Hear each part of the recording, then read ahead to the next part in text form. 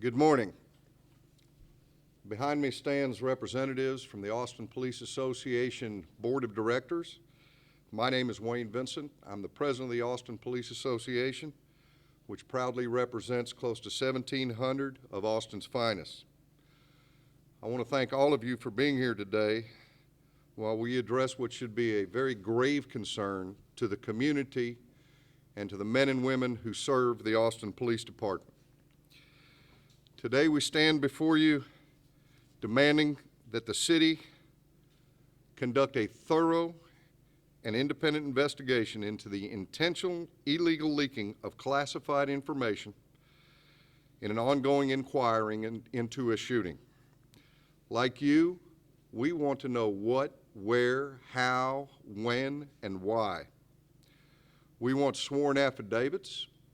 We want cell phone records examined and anything else deemed necessary in an effort to find out why it was so important for someone with privileged information to peddle a story to only selected individuals.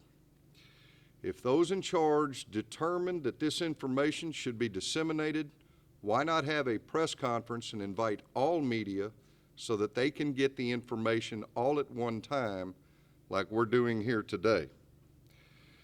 The cynical answer is that this release was handled surreptitiously so as to make sure that only one side was printed and no questions or answers were forthcoming.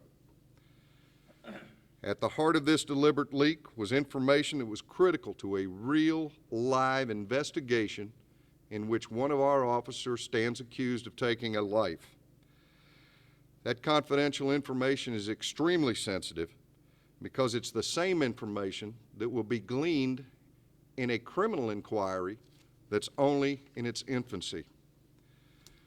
This leak was a violation of the law, it was a violation of our employee contract, and it tears at the thread of decency and professional standards. We believe the intention in this leak was to manipulate a desired outcome. We cannot know this for sure until we find who is responsible.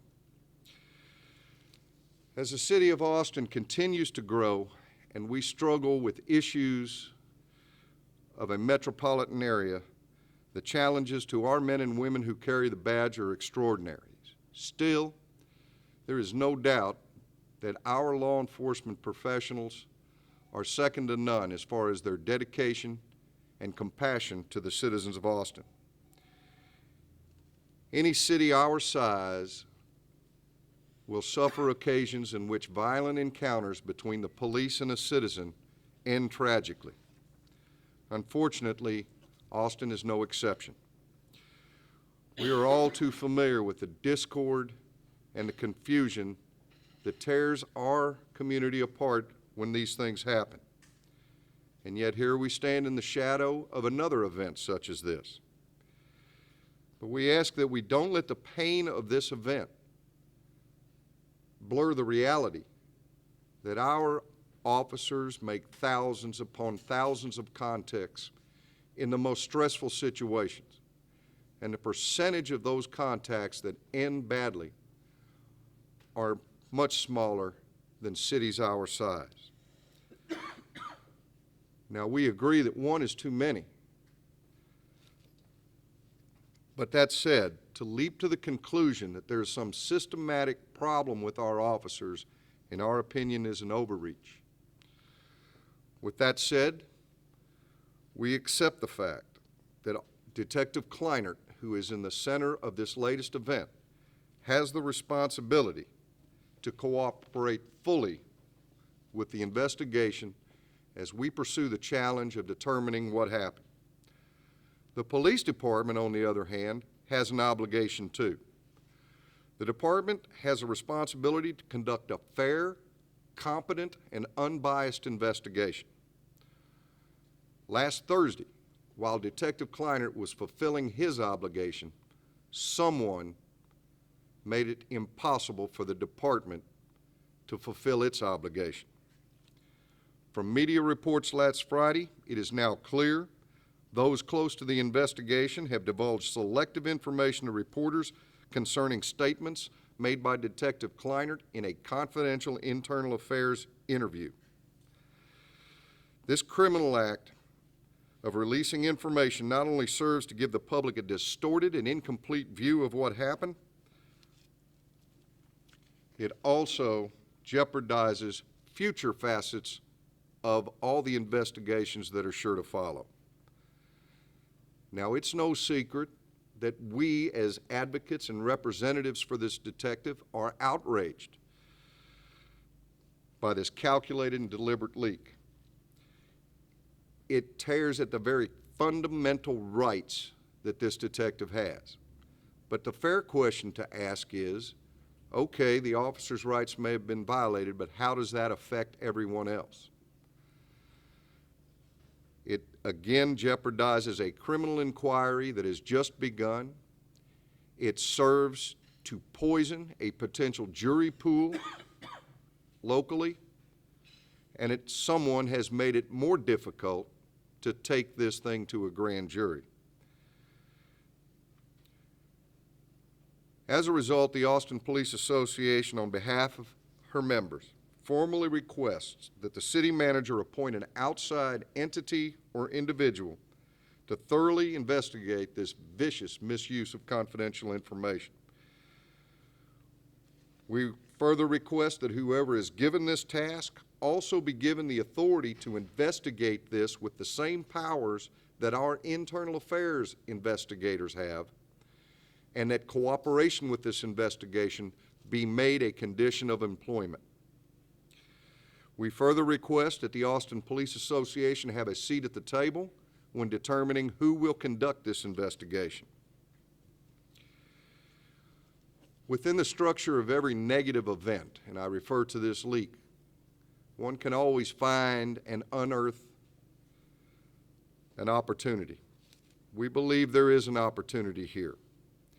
We believe there's an opportunity for the leaders of our police department to not only espouse the virtues of the I care philosophy we've adopted, but by deed and action demonstrate their true commitment to the I care philosophy.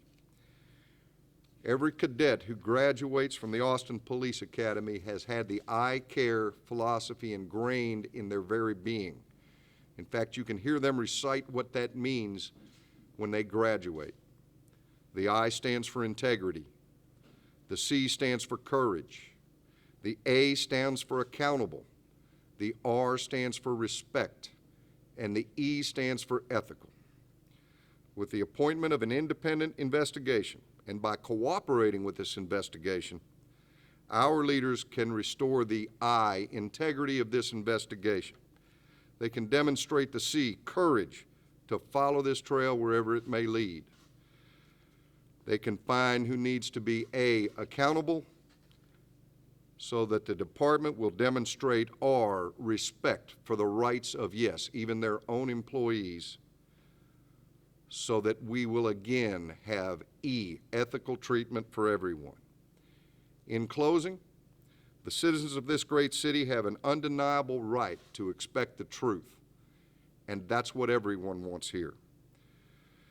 This is why we're stepping in.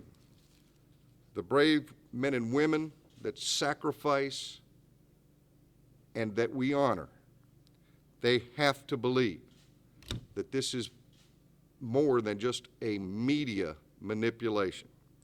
That belief can be restored when our leaders help us ferret out the truth in this matter, no matter where it is hiding. Thank you, and I'll open it up for any questions. Wayne, is there any indication that this leak came from the 5th floor of the Austin Police Department? We're not jumping to any conclusions. We understand that there were several people in the room when the statement was given. Without talking about who the individuals were, they were representatives, obviously, from the Internal Affairs Division, the Police Monitor's Office, the detective himself, and also that detective's attorney. Is there any indication that the association would suspect that the leak came from Chief Art Acevedo? Well, we're not going to jump to any conclusions. I think if that were speculated upon, we'd be very shocked. There are a number of our officers who feel it came from the police monitor's office. In other words, everyone's got somebody that they suspect in this. That's how serious this is within the rank and file. But we as leaders cannot jump to any conclusions, point any fingers. But again, that's why it's so important to get to the bottom of this and quickly. I may have messed somebody's up here. If this is in fact a police officer, what do you want to see happen to this person?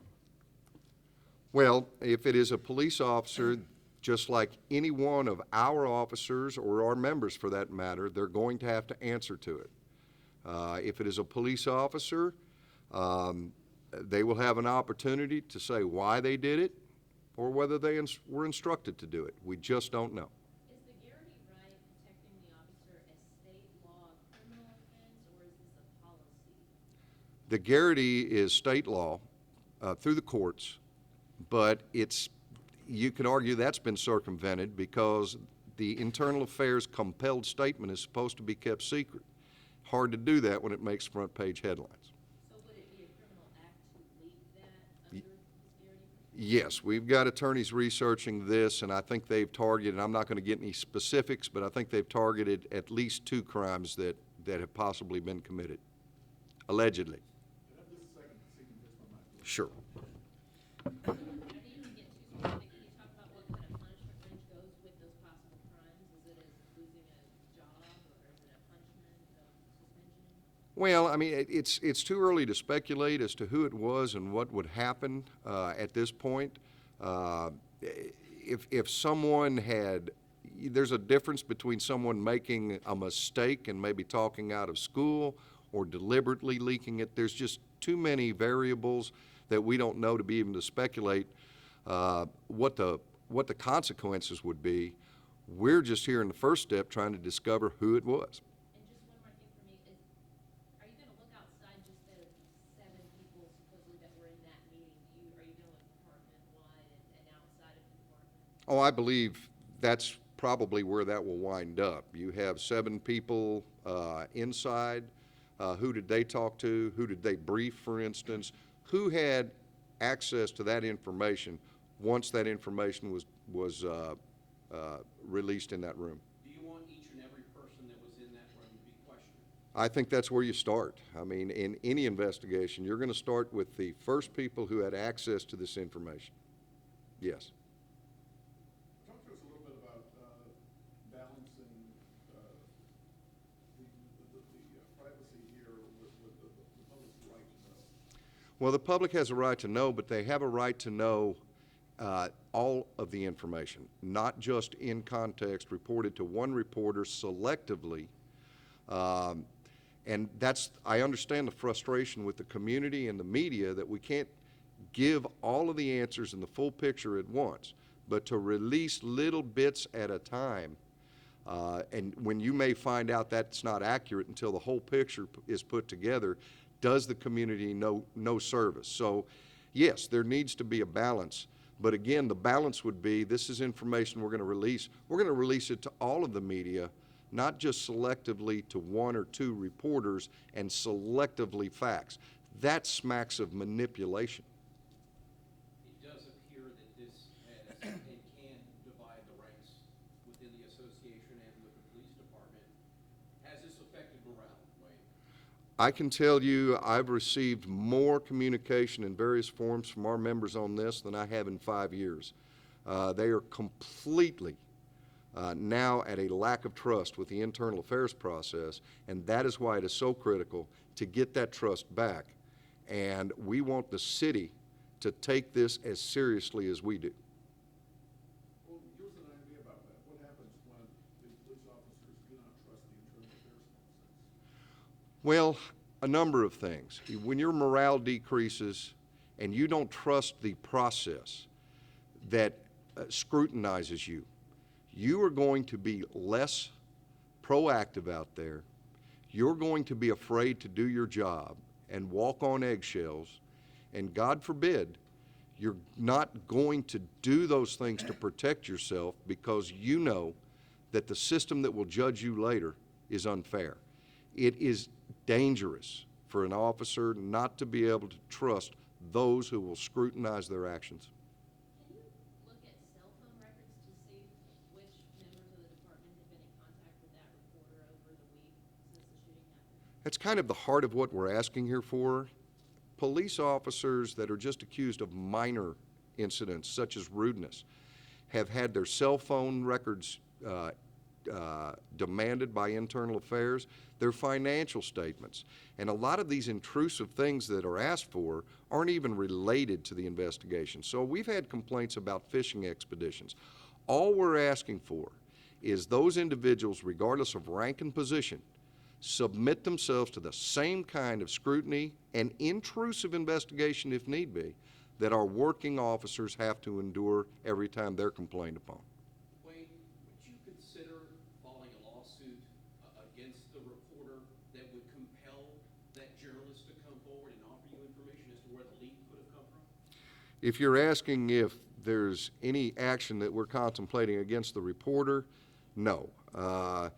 Reporters are going to do what reporters do. They gather information. Some reporters will scrutinize that information and realize that they're just being given selective tidbits, and then other reporters will just use what information they can get. But that's what they do.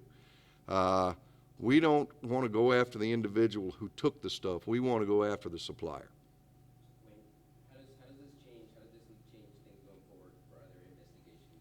Are you gonna, I mean, obviously it's gonna be a lot tighter, I'm guessing, as far as, who you're giving the information to and everything, correct? Well, that would be up to the administration to decide. We're just the association, so we have no control how these investigations are conducted. I will tell you, I'm quite interested to see, however, if this confidential information was as a course of policy relayed to a whole bunch of people. Then you've got another problem, and that should never have occurred. But we don't even have those answers at this point. Do you have any idea maybe what the purpose was at all? Maybe just telling the public what, just the fact, or what do you think? I can't speculate. Like everybody else, I've got a theory, but until we find out who leaked it, we can't find out why. I can tell you that most of these deliberate leaks are to get a spin out into the media and then perhaps judge what the fallback is, those kind of things. But whether that's the case here or not, I don't know. Have you been able to talk to Detective Charles Kleinert to find out what his take is on this? If he's happy with the leak or just disappointed with it? No, he's not happy at all. You have to remember that he's looking at a criminal investigation, and he trusted Internal Affairs. That's a compelled statement. He trusted Internal Affairs to hold on to that, and they didn't.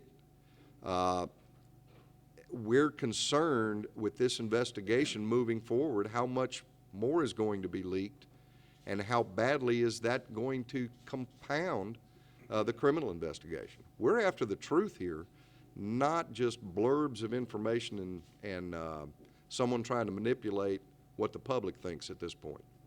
Well, what are you advising your members to do right now as far as dealing with the trouble? The only thing, if an officer does not comply with Internal Affairs, they are charged with insubordination, summarily fired. They are in desperate straits right now because they are in the hands of Internal Affairs. Again, I can't tell them not to cooperate with Internal Affairs, but again, the responsibility of the department that holds so much authority and power over these officers, that responsibility is to treat them fairly and efficiently. That is broken right now, and we're just asking the department to take steps to fix it. Have you been in communication with representatives of the district attorney's office or the county attorney's office on this matter? I will say that we've talked to other agencies just in general terms about crimes that have been committed. I will tell you they're probably monitoring this situation as well.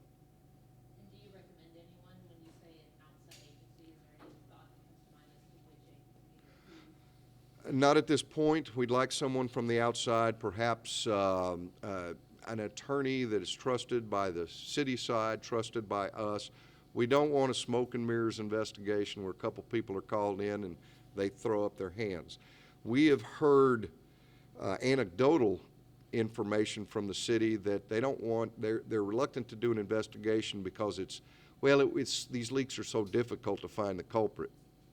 Well, how would the media and the community feel if an officer is charged with misconduct and the department said, well, that may be hard to find out whether the officer did it?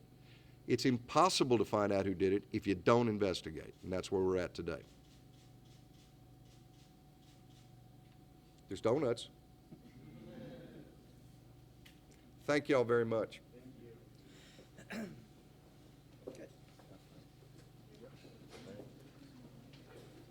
Take it as